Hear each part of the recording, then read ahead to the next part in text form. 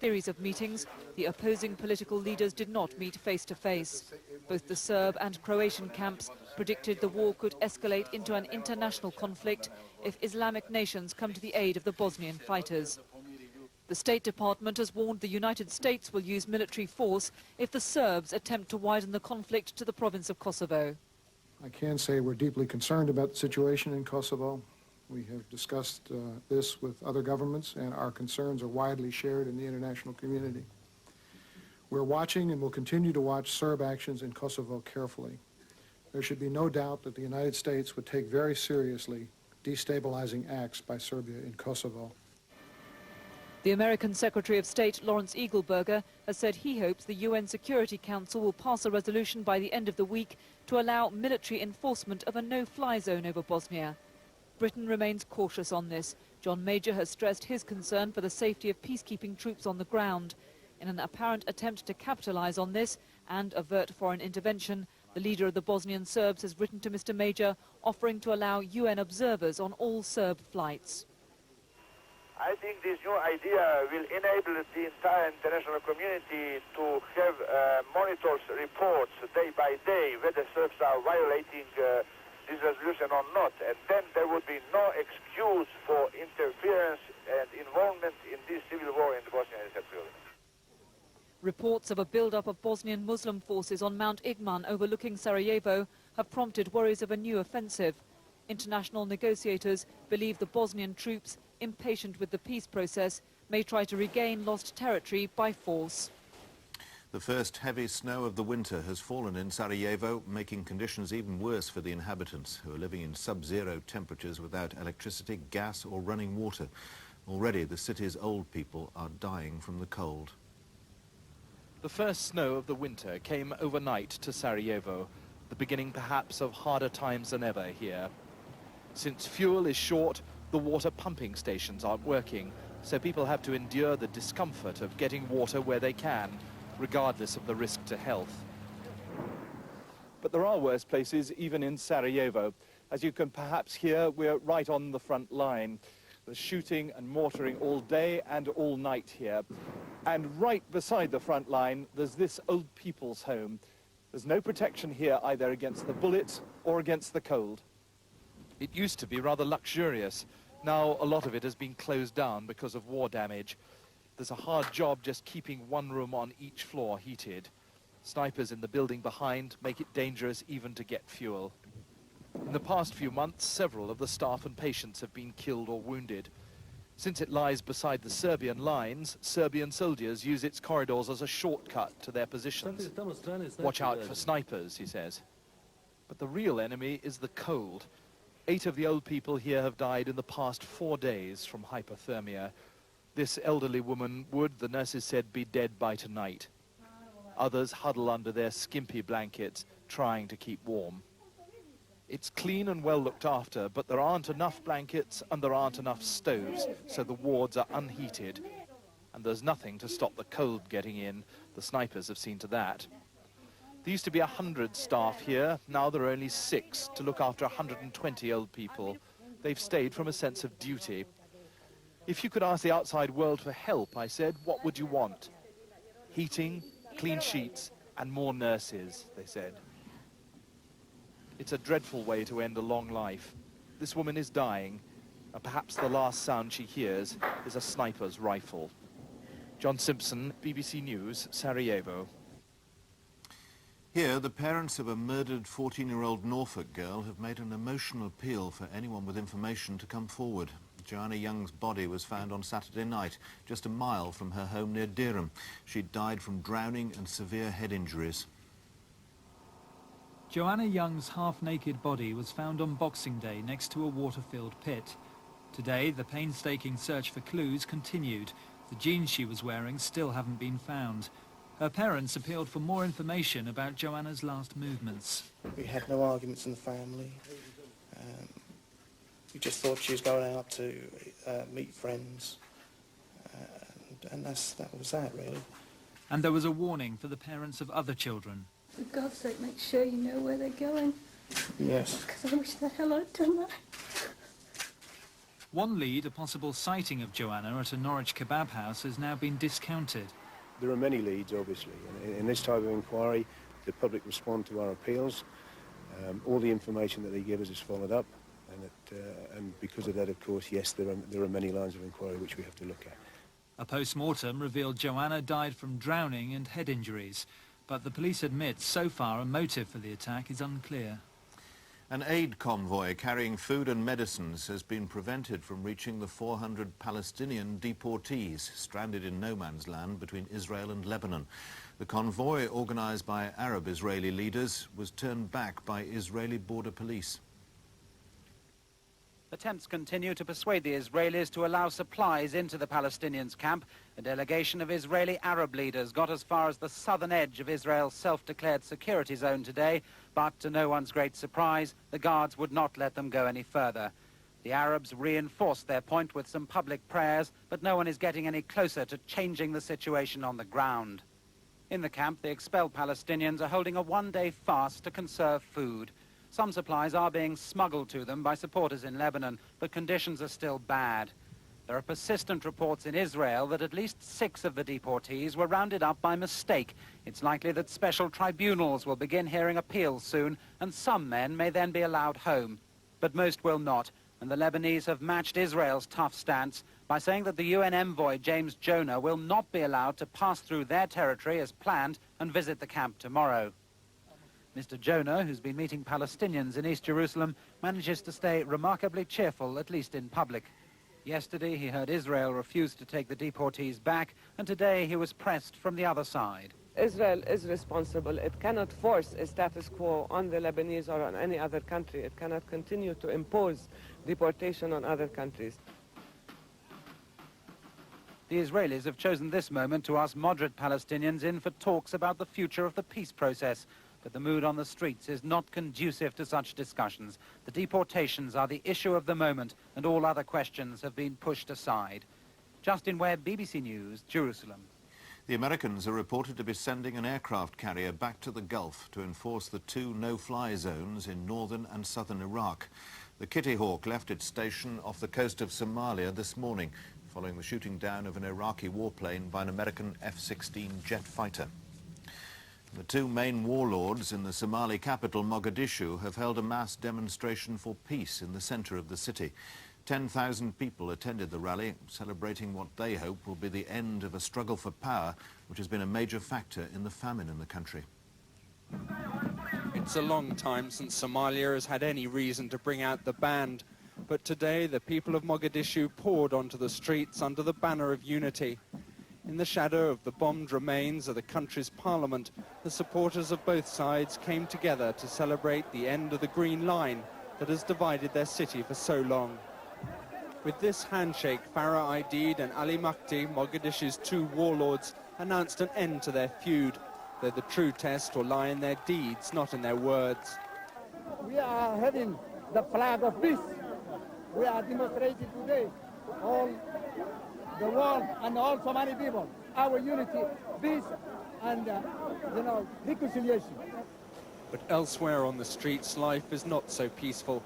One Somali was shot dead today by Marines after attacking a television crew. The soldiers aren't taking any chances. The Marines have not had a single fatality so far in Somalia, and they intend to keep it that way. Tom Carver, BBC News, Mogadishu.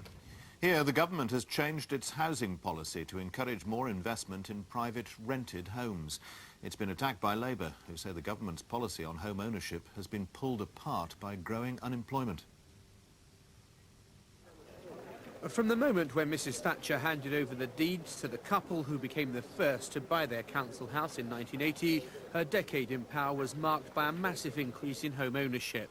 But from its peak in 1988, the housing market has been notable for mortgage arrears, housing repossessions and negative equity.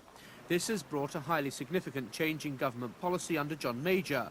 Now the emphasis is on boosting the private rented sector. Ministers have been looking at giving incentives through tax breaks, cash grants or loans at preferential rates. 80% of people still want to be homeowners. So that ambition, I think, is still there, and obviously we must have policies that cater for that. But there is a significant minority who don't want to or can't afford to buy, And a responsible government interested in good housing policies must make sure that there is a choice available to them of good quality accommodation, and that's what we propose to do. But while the construction industry will welcome anything that looks like help, the government's difficult task is to persuade the financial institutions there's more money to be made in renting out property than in other investments. And it seems that detailed agreement on these proposals is still some way off. John Sopel reporting.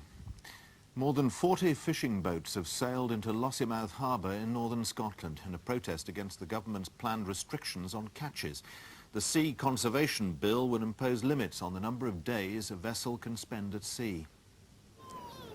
The first of the boats moved into Lossiemouth Harbour this morning, the start of a two-day protest which brought the local fleet back to its home port for the first time in over 20 years. More than 30 vessels, which normally operate out of Aberdeen and Peterhead, are now berthed in the harbour, many displaying the anger felt by crews towards the government and the fisheries ministers who back a new bill limiting the number of days British boats can put to sea next year.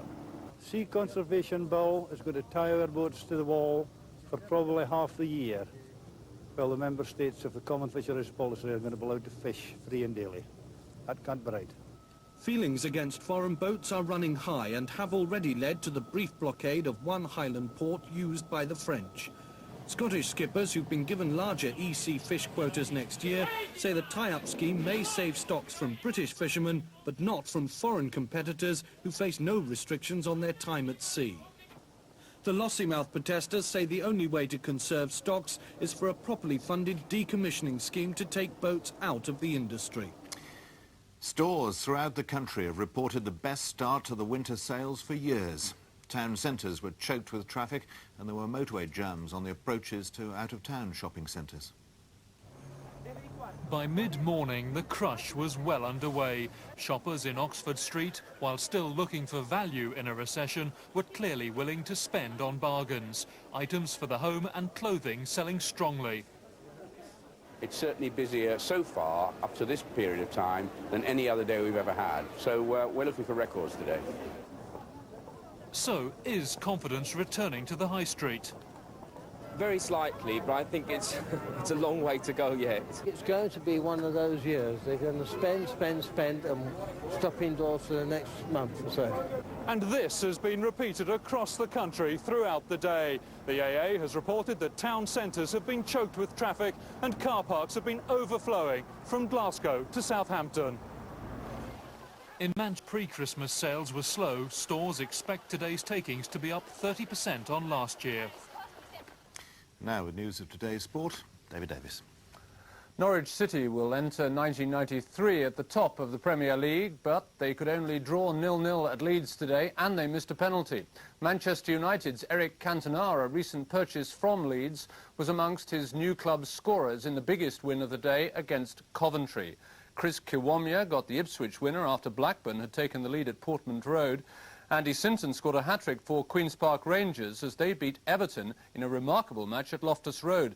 Neville Southall, Everton's goalkeeper, was sent off for deliberate handball. Later his teammate, Paul Rideout, was dismissed for violent conduct.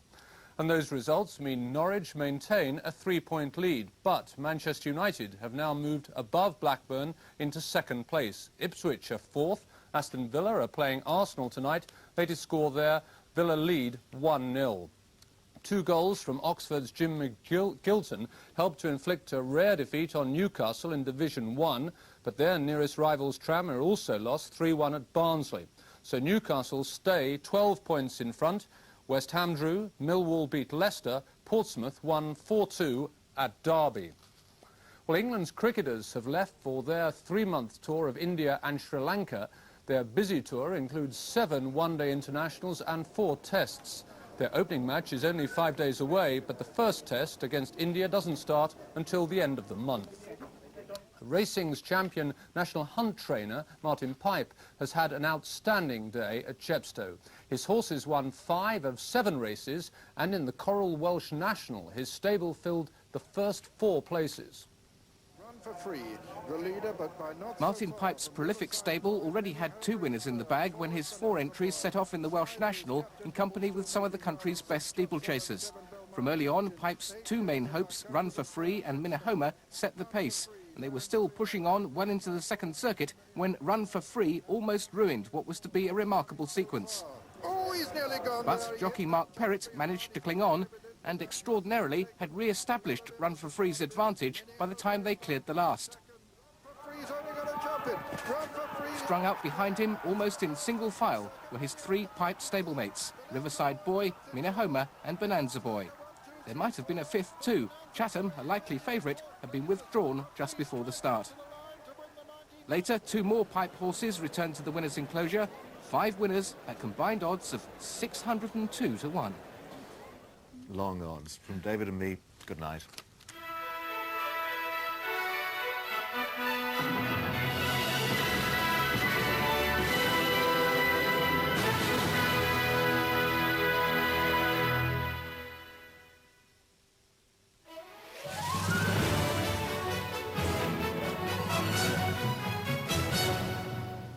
Good evening from Newsroom Southeast.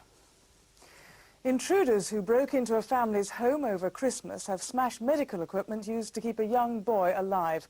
Police are keeping an open mind about the motive.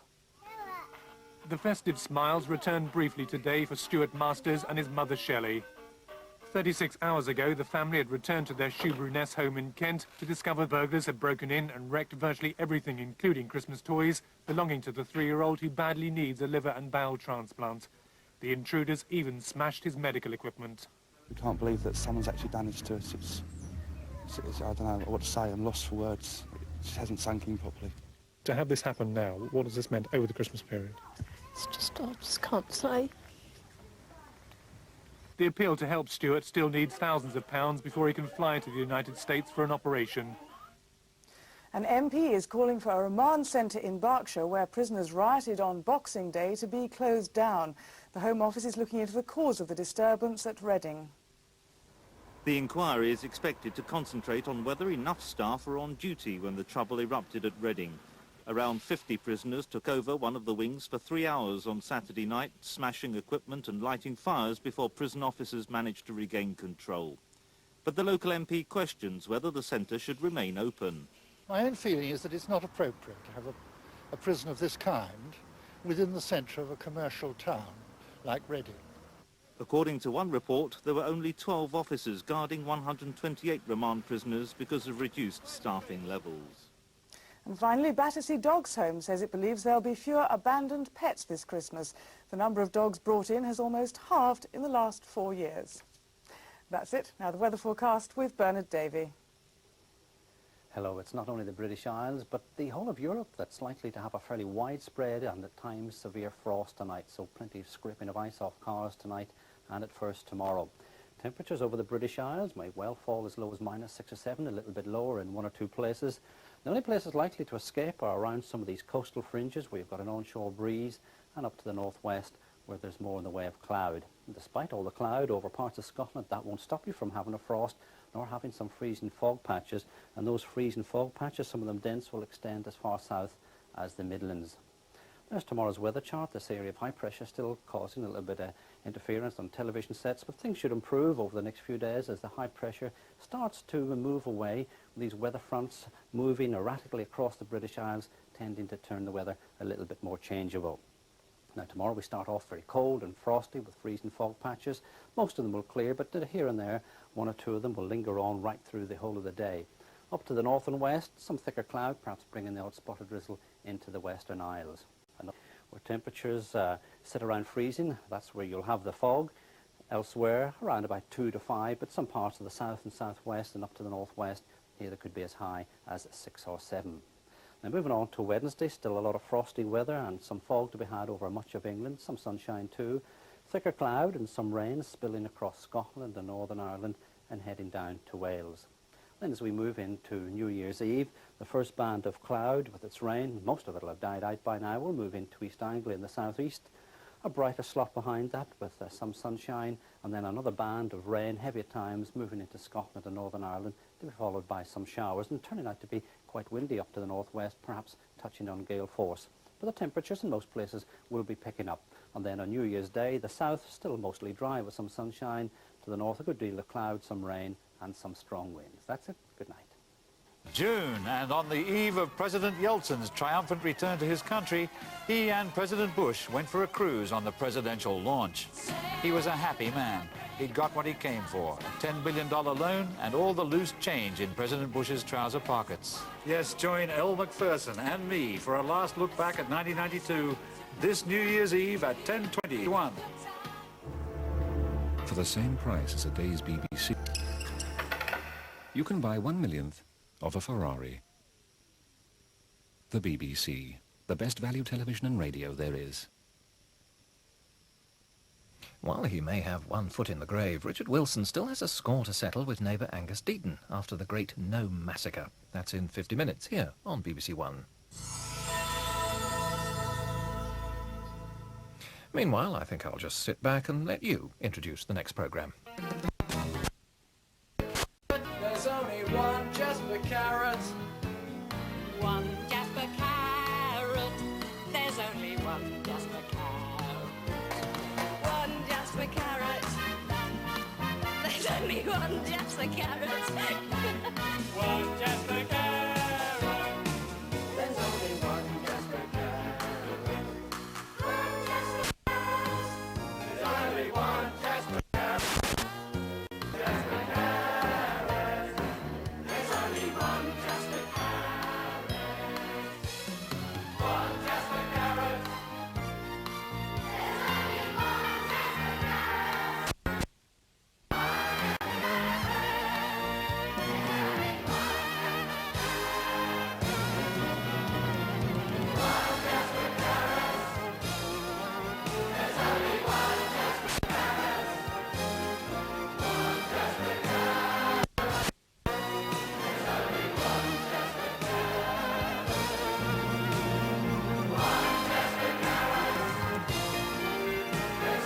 There's only one Jasper Carrot.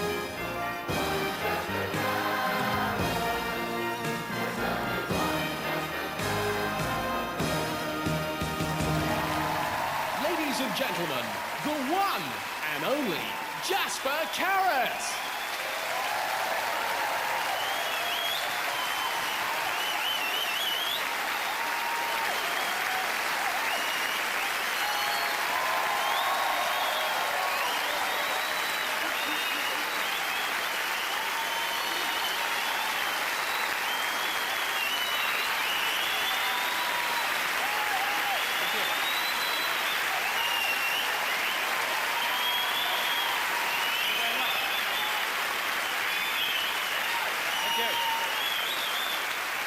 Thank you very much.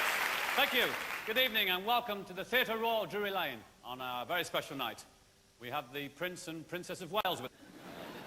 Good evening, sir. Good evening, madam.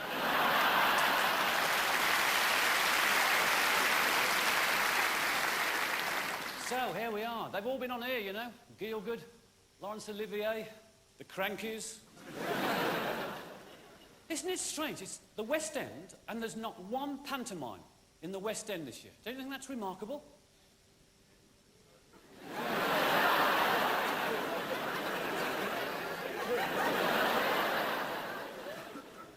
Because the reason kids hate pantomimes, you know?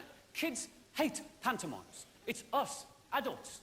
We keep pantomimes going. It's us going, it's behind you! Oh, yes, he is! I'm an overused! There's your kid going, shut up, Dad. Yeah, it's me dad.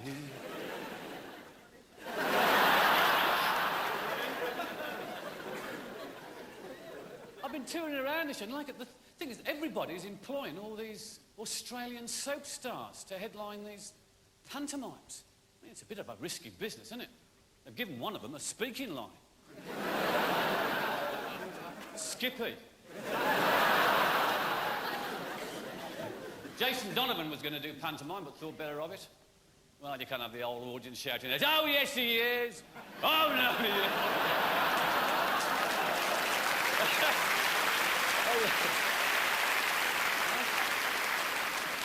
He's behind you. No, never mind. Now, behave yourselves. Behave yourselves. I can't believe it's Christmas, I really can't. It's like, we've got to go through the present ritual again. So, have you got an auntie who still thinks you're 9 years old? Yeah, I'll be there in the booze at Christmas Day lunchtime in me noddy slippers and me Zorro cake. It's like presents, it's just a... Have you...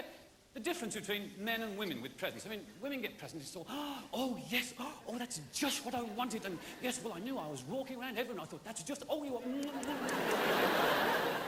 Men, it's like, I bought you something.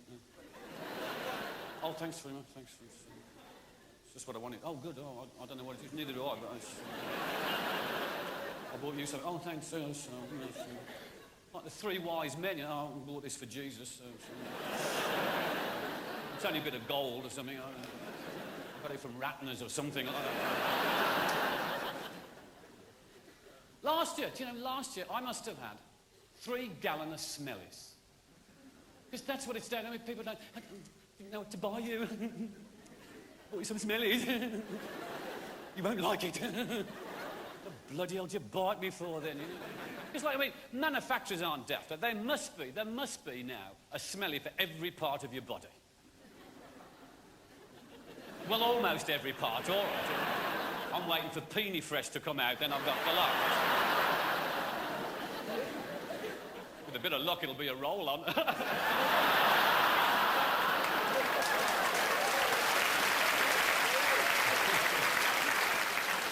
And all men's smellies, they've all got macho names, haven't they? Brute and Hero and Thrust and Ram. It's never librarian, is it? I mean, this is a strange spot for women. Why do these bits have to smell nice? What are they, erogenous zones or something?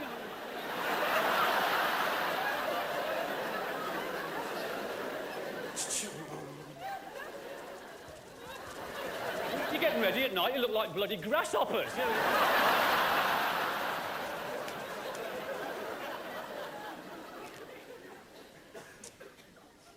I tell you what will be a big seller this year.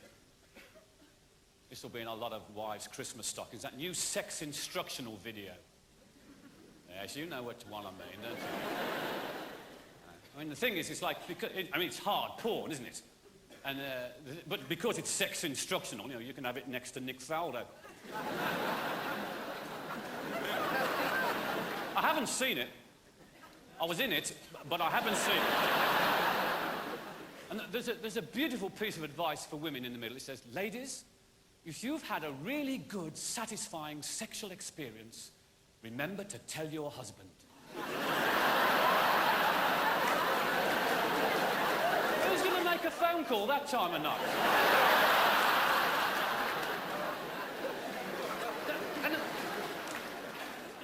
And they tell you to sort of use anything handy to stimulate your partner. Marmite. Marmite. You spread Marmite over it. It'd be like bonking a twiglet, wouldn't it?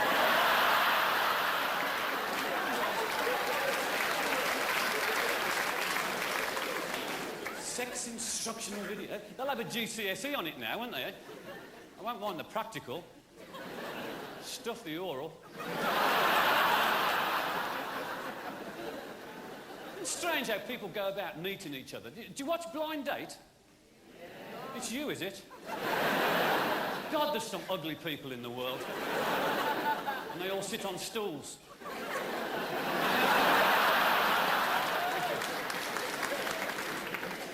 Because you always watch Blind Date when you're getting ready to go out on a Saturday night. And it's always my observation, blokes always seem to pick the woman that you think they're going to pick. They're very predictable men, but women, you haven't got a clue. I haven't got a clue.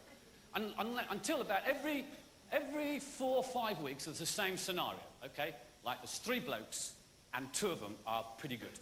You know, Chippendales, sperm whales, you know. And the other bloke's like a refried dung beetle, you know. One of them orange cagoules on, you know. I'm a train spotter, you know. And the women always choose the dung beetle. Every single time. It must be the mothering instinct or something. And you're hopeless at hiding your disappointment. You don't even give it...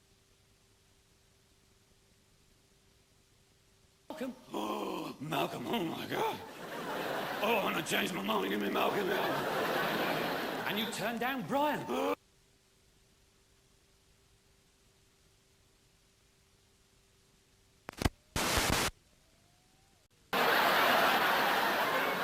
Shit.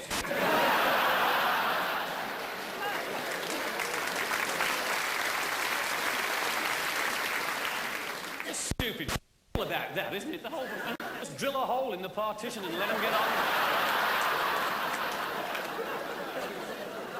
And they never get it out. They never do it, do they? When all them conversations, oh, no, nobody ever does. I reckon the gold blend.